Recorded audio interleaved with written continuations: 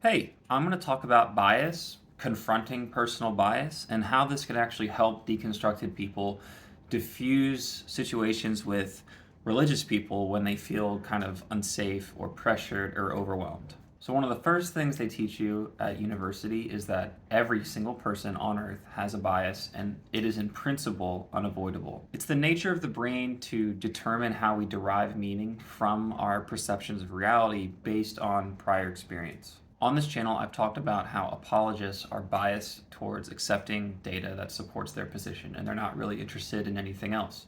And that is true, but like I said, everybody has their bias, and it's important for us to confront ours as well. And that doesn't mean that we're giving up any ground in any important way, but we need to be sure that we're finding reliable pathways to truth, believing things that are grounded in something of value. So there are thousands of biases and delusions and illusions and self deceptions that human beings just naturally do every single day. And I'm not going to talk about those. I'm going to talk about my personal biases that have developed through the history of my life and why it's important for me to accept these, even if they make me feel vulnerable. In fact, I do it because they make me feel vulnerable. It can be it can be exciting. It can be kind of adrenaline pumping to kind of knock down the walls of your own defenses and prescribe yourself a heavy dose of introspection and vulnerability. I think doing this can be extremely liberating. It's like you're no longer hiding anything that a religious person could attack, make you uncomfortable with. If anybody's seen the movie about Eminem, 8 Mile, at the very end, his strategy for the rap battle is to just lay out all of the things that all the other rappers could attack, just out for everyone to see. It de-arms everybody else. He can no longer be hurt by any of it. So I think that's kind of the idea here. So, number one, I am biased because of the negative experience that I had within Christianity growing up and afterwards. I harbor a very deep resentment for Christianity and for how the Bible was used in my life to control me. This is something I have to constantly confront when I'm reading academic literature, when I'm reading the Bible, when I'm like my study Bible. I know that it could and has influenced me to look for things and prioritize things that could tear down Christianity.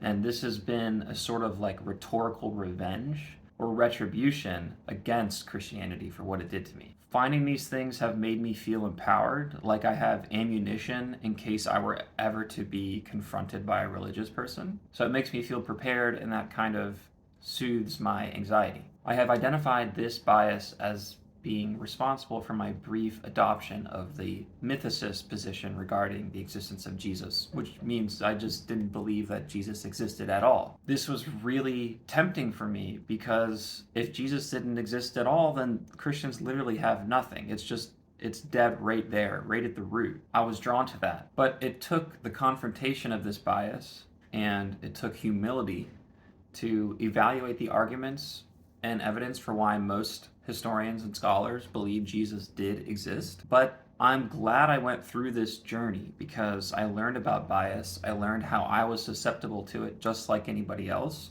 I learned what constitutes evidence, and I'm a better person for it now. Bias number two, I have a deep fear of death, demonization, eternal conscious torment. This could bias me to look or prioritize data that support my belief that these things are not real. Because I'm able to intellectualize or rationalize away these fears, the body keeps the score, and so my nervous system has not forgotten the fear I felt as a child regarding them. So anything that supports my intellectual position that they're not real kind of brings relief to my nervous system. And so that would bias me towards the acceptance of that support. So this bias, I think, is more of like a primal, fundamental one, where I feel a fear in my body and I seek control over that fear and escape from it or elimination of the source of that fear. Bias number three is the ego, and this is one of the most powerful and driving biases a person has. So I've had constant and very publicly open conversations and arguments about Christianity for multiple years. There may be a level of like a sunk cost fallacy going on. It's extremely difficult to admit that you might be wrong about something, to humble yourself and confront the possibility of that wrongness, especially in the face of your social group, your friends, your family, all those people. If you've been holding this position very strongly, publicly, for so long, that's a lot of pressure that you're feeling from all these people you've expressed that to keep holding it out of pride. My identity now is deeply rooted in non belief in regards to religious claims. I'm openly atheistic, yet much of the meaning that I derived from life today comes from the study of religious belief and specifically Christianity. So I'm talking about these things all the time with people. Identity dissonance is incredibly powerful, and it is often impossible to overcome it in the pursuit of truth. We can only see what our brains allow us to see. Because I've reached a level of identity achievement concerning my religious belief, it may be hard to undo that, regardless of how much I profess and strive to be open to change. I think it's clear that I am open to change because I have changed my position on a great deal of very, very large things, such as if Christianity is true. I like the quote, have an open mind, but not so open that your brains fall out. I think it can actually be difficult to ride that line of remaining open to change, but not just accepting everything that's thrown at you. It's a skill to be able to determine what's reasonable to believe. What frameworks can we use to differentiate between imagination and reality? Allowing an overly open mind to just pull you wherever information is just being thrown at you is not reliable. My fourth bias is that there are certain aspects of my life that would change for the worse if I were to be convinced of the theological claims of Christianity, say. My partner and I have discussed the possibility of me reconverting, and we both decided that the relationship could not continue if that were to happen. This is potentially an enormous obstacle to my brain's willingness to shift position on religion because of how much I love my partner and how much our relationship adds to my life. It was this sort of loss that I experienced when I first deconstructed. And so to revisit that trauma, to go through that again, that would be extremely difficult for me. I think every component of dedication to an ideology, any ideology, can be represented as like a protective layer against the dissolution of that ideology. I've talked about this in another video, so I'm not going to go into a lot of detail on what I mean by this, but all of the following would constitute one of those protective layers. The amount of time you've held it, and I've been an atheist for about 5 years now. That's a pretty long time.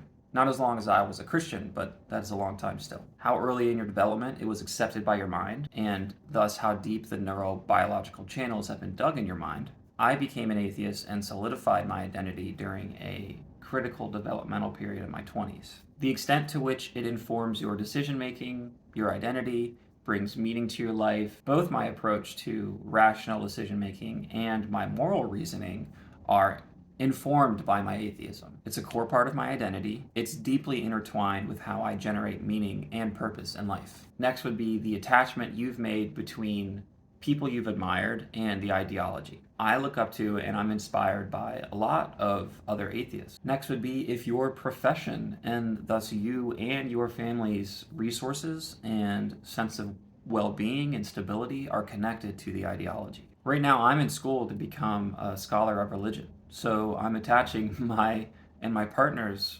well-being to how I approach religion and my identity with it. This is a big one. If your existential security depends on your ideology. This is a big one for religious people because that is the ultimate gift of religious belief, is it gives you existential security about the biggest questions in life. What is the meaning of all this? Why are we here? What happens when we die?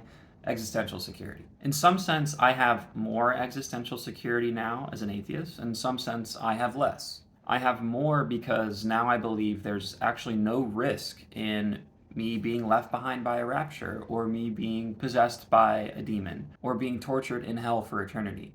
I don't believe any of those things exist, so I don't have the existential fears, at least intellectually. I still fear them in my body, like I talked about earlier. I still have nightmares, but those are getting better through therapy. In the other sense, my existential security is weakened because I no longer feel like I get to spend eternity with my loved ones. I'm never going to see my mom again once she passes away. I don't get to live forever. I don't get to no longer feel pain. I have a lot of chronic pain from injuries and from some trauma I went through. And it would be really nice to believe that one day that will all be gone and all evil will be destroyed. I don't believe that anymore. So I've kind of lost that existential answer, that existential security. Another bias would be if your relationships, especially your closest relationships, but also your larger circle of relationships, if they're grounded in or are dependent on your ideology, that's another protective layer against you letting go of it. All of these things are walls in our brain designed to help us feel relief when we feel cognitive dissonance between data on the outside trying to get in, and if this data conflicts with what you hold, you're going to experience something that's uncomfortable. And so your brain doesn't like that. Your brain likes the path of least resistance, and it's going to try and keep you in there as long as that path is working for you. People don't leave systems that aren't working for them. So when you feel dissonance, your brain throws up defenses like thought terminating cliches. When I was a religious person, those would have been, you can't understand the mind of God. We're too small to question God. These are things that stop thinking at a certain point. So you're thinking, you're questioning, and then the dissonance is building and your brain gets uncomfortable, throws a red alert and thought terminating cliche, and you hit a wall. You stop thinking about it because there are two paths you can take at this point. You can go through the wall and keep thinking. If you do this habitually, it will eventually lead to the dissolution of the ideology or the dissolution of whatever's causing the dissonance. It resolves the dissonance through confronting it. But the other path is to stop there. And this also resolves the dissonance.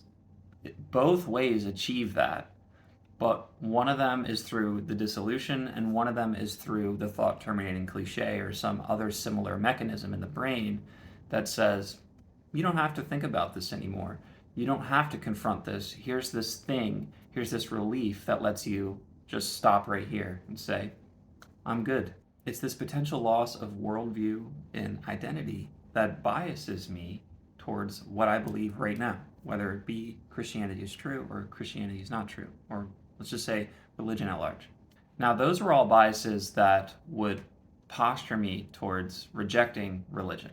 So I want to talk about biases that would posture me towards accepting religion, because I believe that these are just as powerful now as they were when I was a little kid becoming indoctrinated into a cult. Whether religious people are aware of or not, they're taking advantage of these things. Now, I consider this first one to be my most pervasive and influential bias, greater than all the other ones I just talked about. I desperately would love for Christianity to be true.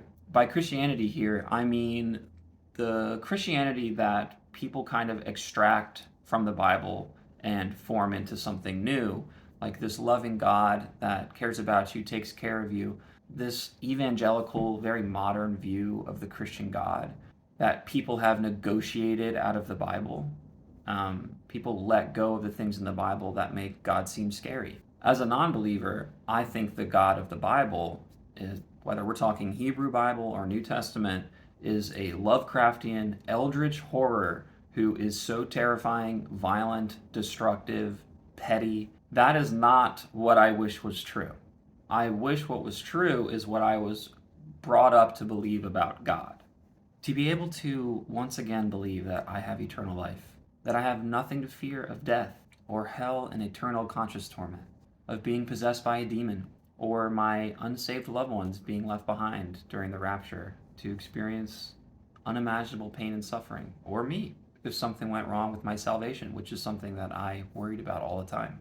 The dream instead of spending eternity with them in a place of infinite glory and joy, where there's no more suffering, no pain, no evil. Sometimes I feel like I would give anything to believe that again. To be able to stand in the church with my hands raised, singing about the conquering of death, humanity's great universal fear, and to truly believe it. That is not just powerful, that is power itself. Power to control my experience amidst chaos. The existential relief that believing this brought me concerning ultimate meaning, purpose, and life just cannot be understated. If I could simply believe and have my weekly, often nightly, nightmares about hell and demons and the rapture go away, That'd be really tempting. But we do not choose what we believe. We are convinced of something being true, or we are not. And we don't have control over whether or not that mechanism happens. I did not choose to stop believing that Christianity is true. Atheism was forced on me against my will. Talking about this makes me feel vulnerable, but I don't give up any ground. I think being honest about this immediately dismantles the apologetic argument that atheists or non Christians in general hate Christianity or just hate God and choose to leave and choose to live outside. I didn't choose this. I simply found that I was not convinced that it was true anymore. I think also that if you're vulnerable about this, you can make it clear to apologists or anybody confronting you that you care about the truth and you're seeking out the truth and you're not just trying to blind yourself to Christianity or religion or spirituality in general. Now, my second bias in this second camp is that I very much feel the loss of community and spirituality that being part of a church community brings. The social benefits are enormous. If I believed, I would gain access to the resources and support nets that you get in a big church community, which would give me massive social advantages. This could bias my brain towards prioritizing data that increases my chances of obtaining those resources and support. These are things that I actively miss and have had to rebuild elsewhere from scratch. Just as a small example, I recently helped a friend move and he goes to church. And when I showed up, there was over 30 people from his church just scrambling around like little ants, just happy to be there and help him because they're a community. When I move, I don't have a giant support net that I can call on for free labor. This social support is something that all, or let's just say most humans crave. We're a social species. It's a core part of religion. And when you leave religion, you give that up. This very natural human desire is a bias for me, and I have to confront it. The third bias in this camp is that I have felt rifts grow between myself and certain people in my life due to my non-belief. This especially applies to my mother, but also I've had friendships kind of, I wouldn't say go away, but there's always something underneath the surface now, keeping us from connecting on the deepest spiritual or intimate level. Part of this is because of how I acted when I first deconstructed, which was I just started using my voice, my newfound voice with no constraints, loudly, all the time, sending lots and lots of messages to friends like, hey, can we talk about this? Or I think this is wrong, or I think this hurts people. But also on a more fundamental level, outside of that, when you follow the same religion as somebody and you're like in sync with each other on that, it's extremely spiritually bonding. Arguably, it's the easiest or the fastest way to achieve that level of social bonding. There's a very insider outsider natural mentality within religious circles, and I'm an outsider now. And so to make themselves vulnerable to let me in at that level is probably impossible for most of them. I miss that connection a lot. And I'm not saying it's impossible to find that outside of religion, but it may be impossible for me to feel that with my old relationships like how I used to. I also know that a lot of them are suffering because they believe that I'm destined for hell. I would love to relieve that suffering for them, especially my mom. She thinks she's gonna die, go up to heaven, and I'm gonna have to go to hell, and that torments her. So this could bias me towards prioritizing data that could relieve her suffering, for which I feel for her, and I feel for my friends and loved ones who think that about me. And beyond that, there's now a fundamental rift between our understanding of how the world works, how we should teach children about it, when we should teach children about it, how we should structure our society. And this rift pains me deeply, and I would love if it could just go away. There's one more kind of meta bias that I worry about, and it's that I'm self-deceiving in doing this exercise. I worry that all of this, like laying my bias out on the line, is just throwing up a front for myself and for other people that I'm actually open-minded.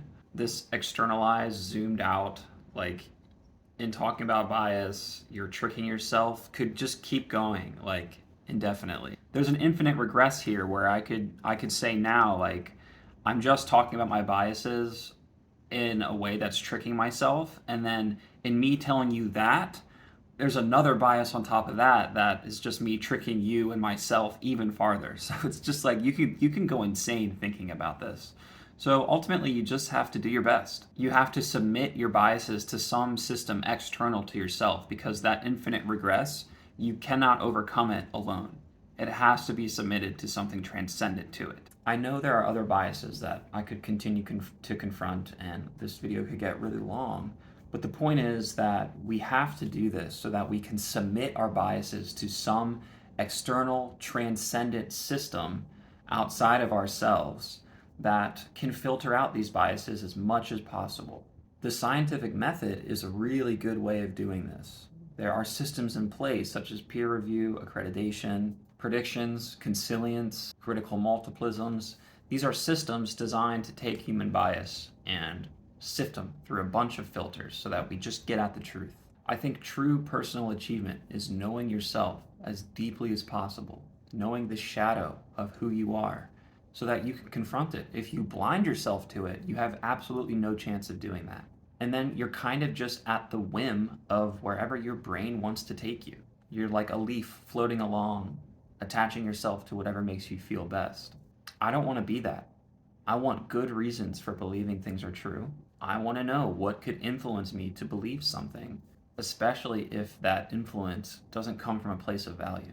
Now, notice in doing this, nowhere did I admit that Christianity is true or that I think God probably exists. I gave no ground in the things I actually fundamentally hold. This is why it's liberating. You can just be honest in all of these conversations with apologists or confrontations, and there's nothing to worry about for you.